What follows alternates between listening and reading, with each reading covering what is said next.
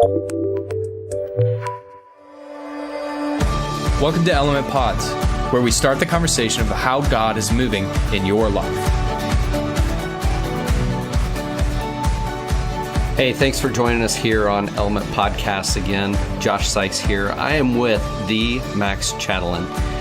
Max, you are going into a new role coming this fall, being the children's and youth minister or director, whatever that role is going to look like, right? Mm-hmm. Jacob's Well in Lincoln. Tell us a little bit about that new role that you're stepping into. Yeah. Well, thanks for having me, first of all. Yeah. So Jacob's Well is this nonprofit ministry that exists kind of in the urban core of Lincoln. And their main purpose is just being really good neighbors. That's kind of the ethos of what they're about, what we're about. And the neighborhood, the place that they get to be neighbors, is a place full of people that are often would be considered marginalized people, people who live in poverty. We work with many refugee people, people who kind of just have had a rough go of life. And so we just love them really well. We help them find and get the resources they need to just be able to eat, to be able to have a coat when it's cold, to get the help they need, and just hope to just love them really well in that. Those are things we really take for granted, like having a coat to keep warm, having for sure. How often do we open our cupboards and go, there will be cereal there and there's milk in the fridge. Yeah. We take that for granted. Yeah. And so there's a couple terms that you use there that I want you to expand on a little bit. You said that it exists in a part of Lincoln to minister to people that are marginalized. So our students can understand that. What do you mean by marginalized? If a people group is marginalized, what does that mean? I guess the easiest way to put it is just think of when you're writing a paper, the margins are on the sides, they're on the edges. It's not the majority, and so people that are in the margins are people that are other.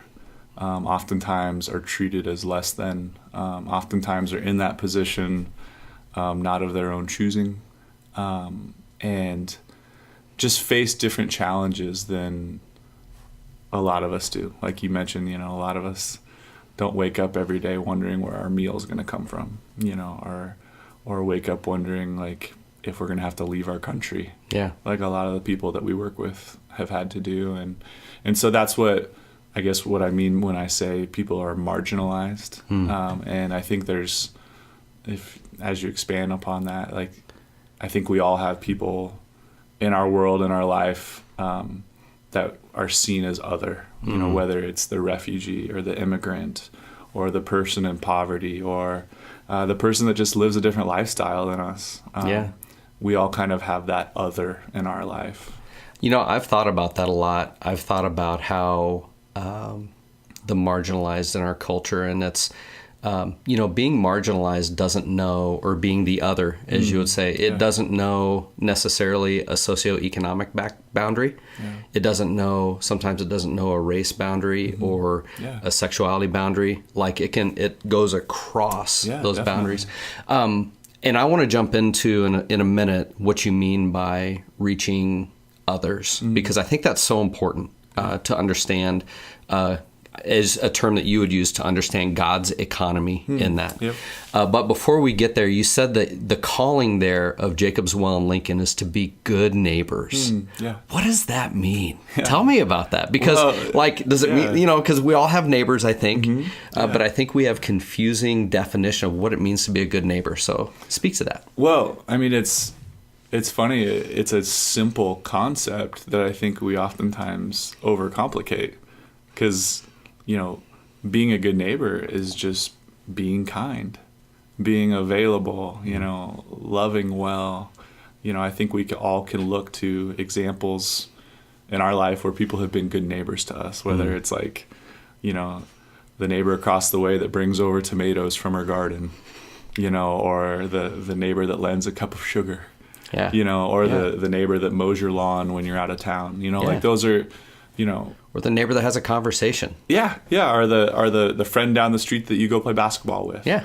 You know, like there's a lot of just clear examples of what it means to be a good neighbor, and I think in a lot of ways we've started to lose some of those things as you know, our culture has sort of turned inwards a little bit, and we relate and interact with people in different ways than we maybe used to.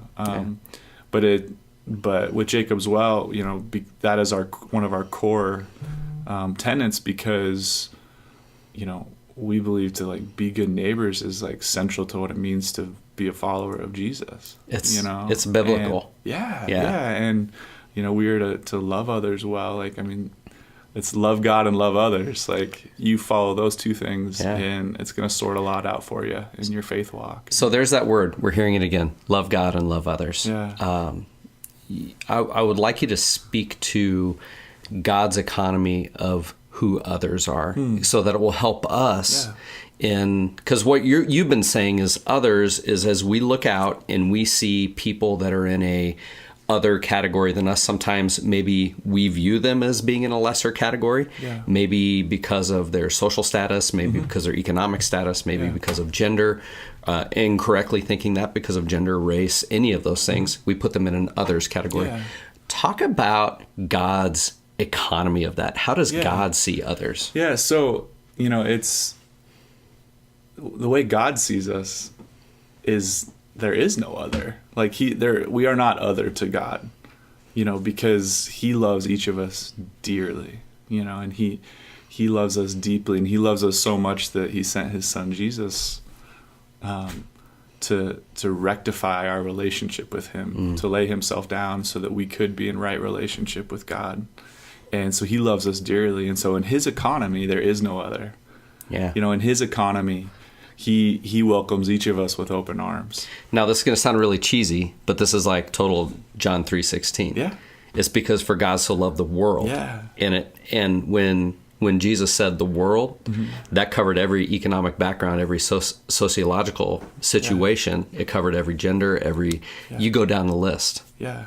Yeah. And so if God does not see other, you know, if he doesn't see us as other, even though we probably deserve to be other sometimes when we're acting a fool, but, you know, he welcomes us anyways. If God doesn't see other, then we shouldn't see others either. We should be able to look at every single person that we encounter, regardless of how different they are than us, regardless of how challenging it may be to relate with them.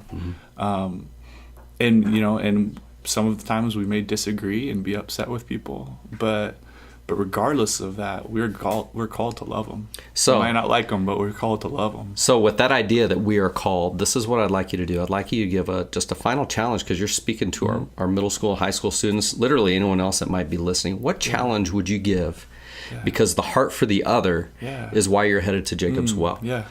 And so what challenge would you give them? This is like your final punch it in the mouth, send it home, hear me. For sure. Well, what I guess I would encourage you kids is that, you know, I think we have all experienced being the other in relationships or in our school or in our community, where we have felt less than or felt like we've been on the margins. But we've also felt that warm embrace of community, of love from from our parents or our neighbors or a loved one.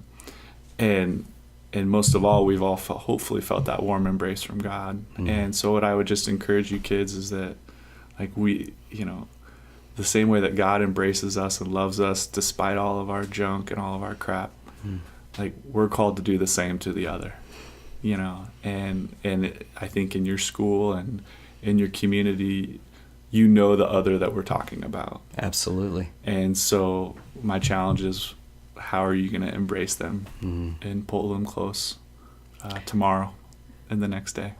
So students, please hear the heart of this message, that obviously the entire world at one point was the other.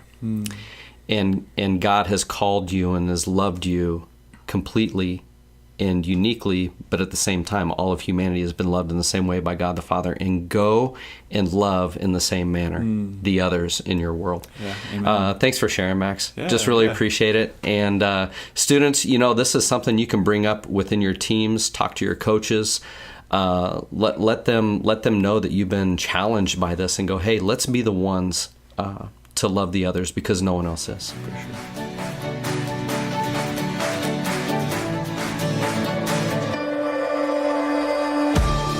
Thanks for tuning in to Element Pods. Make sure you subscribe to this feed for future conversations about God at work in your life.